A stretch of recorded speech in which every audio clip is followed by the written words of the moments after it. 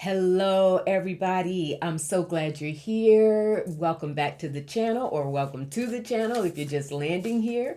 Wow, a couple of things want to get to. I'm taping this Friday morning, and we got the news starting last night, and certainly woke up and read some more stories around this morning that lo and behold, it looks like we're going to get before the Senate and Congress just takes off for their 2 week vacation. They're going to, right now, the Senate has passed funding for the DHS, certainly because of the TSA, and it's sitting with the House today. But I'm getting for sure they're going to pass it because, of course, their fearless leader came out and said yesterday, if necessary, he would go ahead and issue an executive order directing Mark Wayne Mullen to go ahead and get the funding for TSA agents. So that was, once that came down, lo and behold, 5 minutes later, Senate casts their vote and passes it. It's going to go through the House because had they gone on that vacation for 2 weeks and left this situation as it is,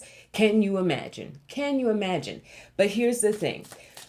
So we're seeing that essentially, like doing the math, right? Making sure the math is mathing. That this was the whole situation with putting the TSA in this position, from demanding that the funding of DHS be withheld, was because they wanted to do a dry run, a test run of putting ICE agents in front of the public, that and basically getting people accustomed to that sort of, oversight in a different setting than what's been happening in the cities around immigration, because they're setting up to have ICE at the polls for the midterms.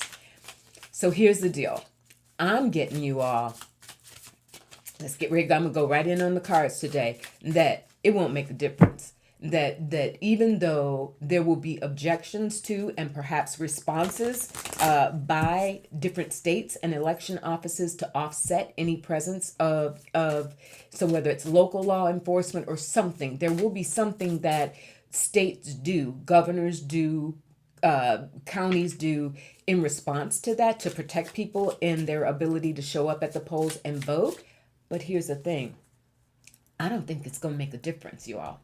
When we're looking at these special elections that have occurred, especially in places like Florida that we saw earlier this week, it doesn't matter who shows up. It's not about just limiting people of color or intimidating people of color, intimidating women, all of these measures that they're trying to put in place for ID, and the whole thing is about voter suppression.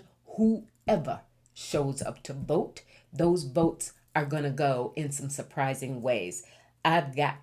You saw me shuffle. Look what came at the bottom of the deck. We got the Tower.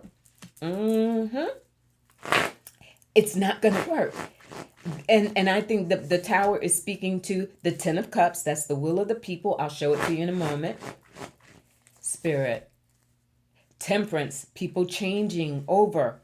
Woo!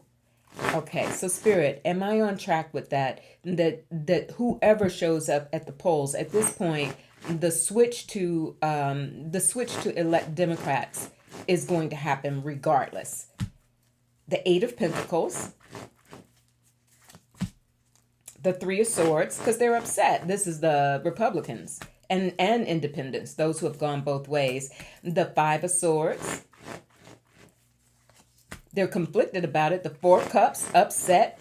They're showing me all this energy. I'll show it to you. They're showing me all this energy around and liberation, or this deck calls it liberation. I'm reading, for those of you who read tarot, I'm reading with the Tarot of the Cosmic Seed, and judgment. So here's the deal. We got Tower that came straight out, right? This is traditional Republicans. We ain't even dealing with the MAGAs. The traditional Republicans, so the vast majority of the populace, because we know the hardcore Trumpers, they're just a percentage, right? We're talking about numbers here. So they will break from their party in their voting, because Ten of Cups, the will of the people, families, affordability, all of the issues that we know are mounting and will continue to mount, unfortunately, for the over the coming months because of the Iran war, etc. For a while, it felt like it was more tariff centered, and that hasn't gone away. But now, because of even all of those other issues that are continuing to mount for people, so Ten of Cups, they're going to break because of their concerns around families. We have the temperance card that comes, alchemy. So thinking about Republicans and Democrats essentially voting in alignment to create something new because they have to have change. Change is unavoidable at this point. Why? Because Four of Cups, they are disillusioned, they are confused, speaking of his followers, and even those who are, no sympathy to them, but people who are expressing tremendous regret over having been duped, right? This was not just MAGAs. And regardless of the fact that, if you want to believe the truth that the election more than likely was fixed, right? Regardless of that, there were still 70 some odd million that voted for him. Yeah, there's a lot of regret around that. With the Five of Swords, they know that the messaging that they got, that what he said he'd do, he has not done, and they're disillusioned. They're really disillusioned. All right. So, and also Four of Cups, Spirit is reminding me that's also going to be and this may be more towards the MAGA base. They're not going to vote. They're disillusioned to the point where they were really motivated to vote when Trump was running in the midterms. They're not going to be motivated to vote. They will not be full on behind many of the Republican candidates. So that's what that Four of Cups is about. The Eight of Pentacles, I think, is what Spirit was giving me the message a moment ago that I opened with, which is the work that will be done by the states to offset the presence of ICE at the polls, if ICE agents at the polls, if in fact that's what they decide they're going to continue to do, which again, we're starting to put two and two together and make sure that does add up to four. And that means a lot of what happened at the airports right now was a dry run for what they intend to do for the general public in November. So that's a lot of what's happening here in this Eight of Coins. It's a card of mastery. It's a card of work. It's a card of building structures to offset that. That's what's happening. And we've got the Three of Swords here because there are going to be a lot of people who vote for what happened in Palm Beach with the woman Emily who won in that Mar-a-Lago district. Like, those were not the numbers alone would tell you, the data, the population data, the demographics would tell you that wasn't just Democrats showing up to vote for her. All right, so that's the Three of Swords. There's so much regret. There's so much sadness at what's happening to the country. Really, a lot of sadness. And reminding you as well, a lot of these votes are going to get switched, not because they're upset over, seeing what's happening to immigrant communities, seeing what's happening to working class Americans. It's because it's hit them in their pocketbooks. All right. Truth be told. All right. And then our final card around that is Temperance, right? Which I talked about. I'm sorry. Our final card is, it says liberation here, but that's Judgment. Judgment is a card of second chances. It's a card, sometimes people call it like a aha moment where you realize this is something different. The fact that Judgment came in the same spread that we've done with this Tower, there is change, period. And so I think where this administration or regime has underplayed or overplayed their hand is they are trying to implement all of these policies and procedures designed to get in the way of essentially all people of color and women, particularly women being targeted with name changes, etc. That's the plan, that we're going to set it up so that people put all these impediments in place, but they are not realizing, I don't think, the extent to which even those who get through, those who sail through, they're what they think is their tried and true folks. There's too much energy there that says things have changed. All right. So Um, yes, is it worthwhile? Spirit is saying, is it worthwhile to continue to put up the resistance to allowing the intimidation tactics by having ICE agents at the polls? Absolutely, 100%. But regardless, it's going to be another situation that we saw even playing out at the airports this week. What were they doing? What were those agents doing? Standing around drinking coffee and chewing gum and talking to each other? That because they weren't doing anything to ease the lines, that's for sure, right? All right, so that's my guidance is don't panic. Don't panic over this. Certainly resist, but don't panic. All right. Let's see. The other thing that I wanted to look at, they told me to look at, is a manpower shortage that we're hearing about in, especially the IDF chief in Israel. Apparently, went before the cabinet yesterday and said, "Hey, we're running out of people. We're running out of troops. We don't, our military literally is about to implode." And I got that from a lot of reliable news sources. What did I put? The Times of Israel itself reported that. Of course, Reuters and some other organizations, like, this was a big deal that one of their Israel's leading military commanders got in front of the security cabinet and said, "We're in trouble. We're in trouble." That added to the fact that Common Dreams came out and said that conscientious objectors on the U.S. side, inquiries around what the procedures are, how to file as a conscientious objector, is up 1,000% and growing. All right, that's on the U.S. side. So there is seriously, talking about the Middle East and what's next. The guidance that I get is there is going to be a serious manpower shortage, both on the Israel side and the U.S. side. And so this so-called, this was a joint effort to when all of this got started, is about to implode, you all. Let's see. Spirit, please show me. Will there be, are we looking at a serious manpower shortage?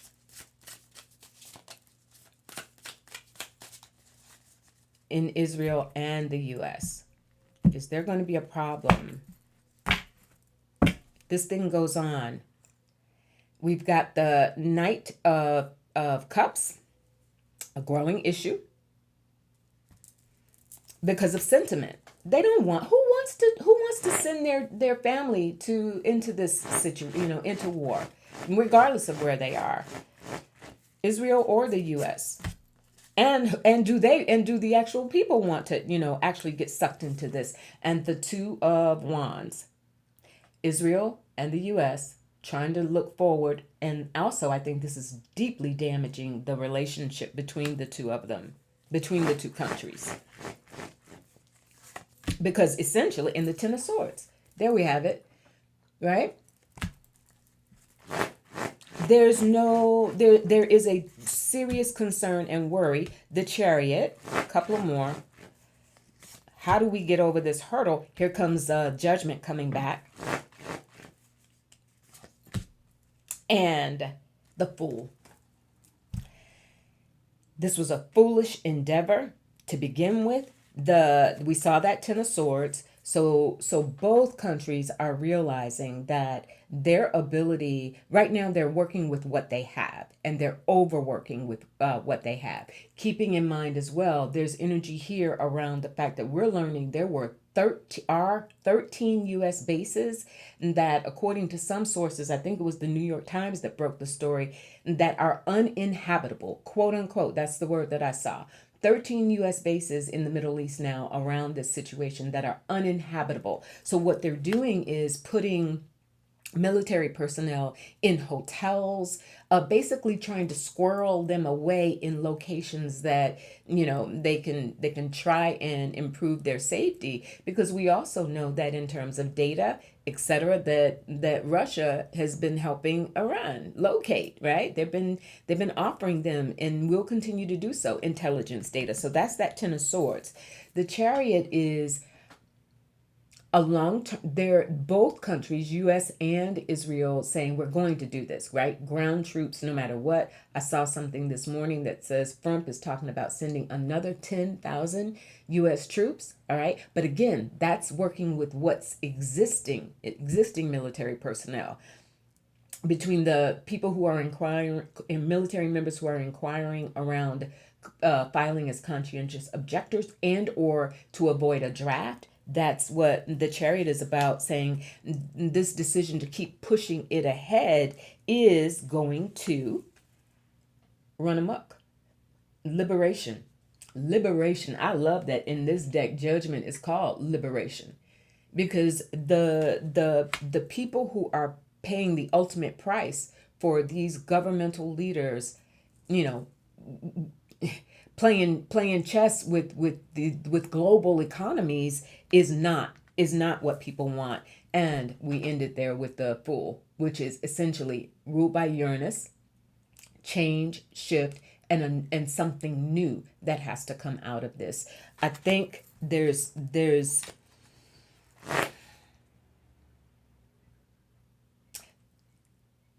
the two countries are going to have to get together, and there is damage to their relationship, but they're going to have to get together to decide if that chariot holds. And the bottom line is you want to commit ground troops.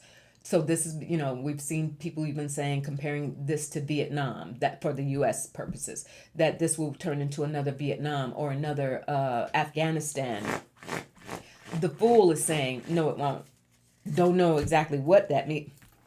And here comes justice. No, it won't. No, it won't. Now, whether that is pointing to a change in administrations,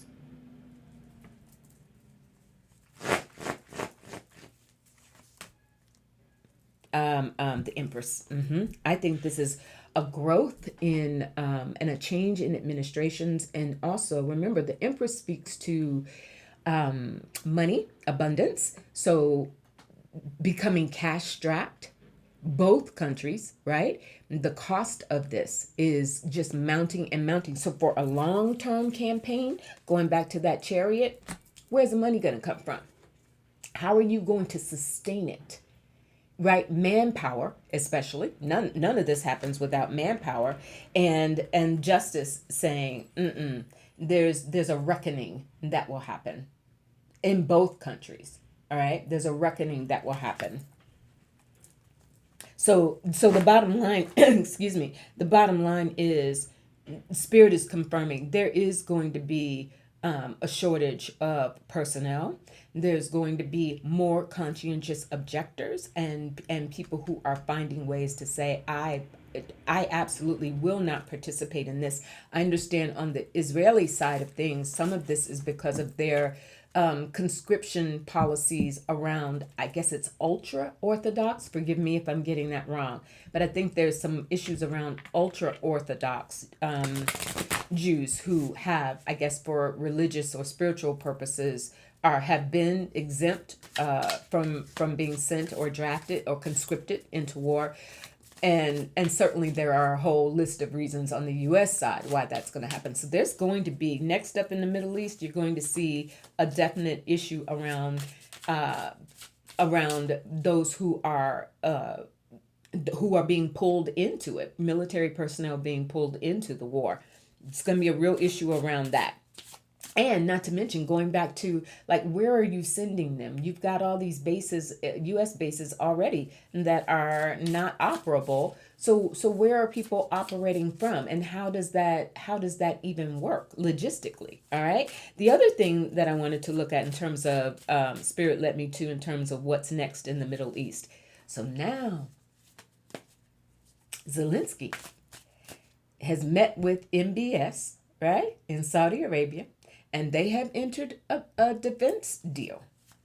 So MBS is not just sitting around. We heard, I did readings and others have as well, that MBS is not just sitting around saying, "Hey, like I thought we were cool. We've given you all this money. We fed into Kushner, etc. You got to return the favor. You got to stand up for us." But meanwhile, Zelensky has met with them, and they have entered a deal, a defense deal, and Zelensky is saying, I'm ready to help with our, after 4 years of dealing with Russia, I can help you all throughout the Middle East. And what does that do to Trump, who we know how he feels about Zelensky, who has never backed down to him, right? I'll never forget that meeting between the two where Zelensky gave it right back to him. So, Spirit, are we going to see Zelensky essentially eclipse, is the word they're giving me, eclipse Trump's influence and the U.S.'s influence of the U.S. among Middle Eastern countries? Are we going to see Trump's influence continue to diminish in the Middle East, among these countries that they had all this money, buying up this real estate, making all these plans? Dang. Judgment is hot today, you all. You saw me shuffling. Here comes Judgment at the bottom of the deck. A rebirth, a renewal, a recognition. Let's do it a different way. Spirit, is Zelensky is he gonna eclipse Trump in the Middle East as one of the Middle Eastern leaders? Ace of Pentacles. First time I got an ace today, which is cool.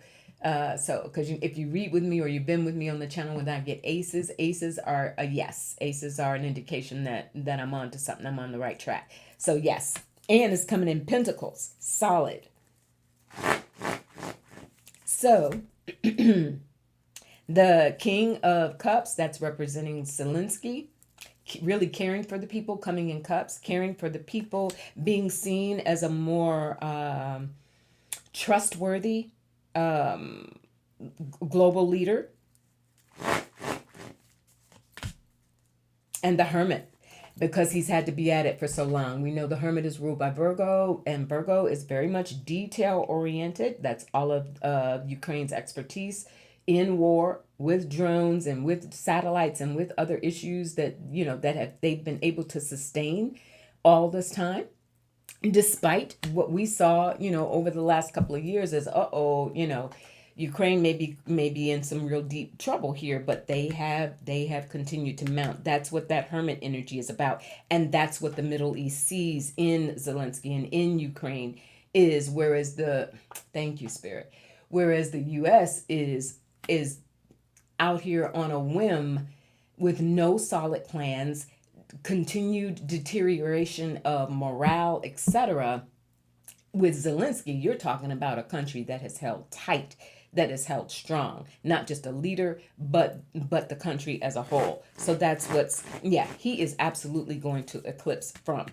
Two cards just came, the World and the Eight of Wands.